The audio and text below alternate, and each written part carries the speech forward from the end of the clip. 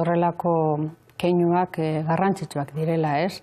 Azkenean, akzio positibo bat bezala ikusten dugu zelan jokalariak benetan pozik zeunden futbol zelaia horrela ikusten eta beteta ikusten ez egun horretan.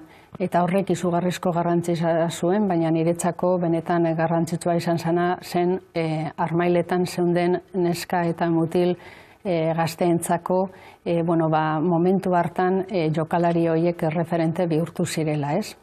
Zentzu horretan balioan jarri, hartutako erabakia, hartu beharreko erabakia zen, baina egia da egiturazko neurriak direla planteatu behar direnak, eta egiturazko arazo horiei erantzuna emateko proposamenak. Nik pentsatu gure dut, lanean jarraituko dutela, helburu hau lortzeko eta berdintasunean, klubaren barruan, konkretuki atletin, berdintasunean aurrera egiteko planteamentu orokorrago bat egitea eta ekintza desberdinez osaturik egotea, diagnosi bat egin ondoren.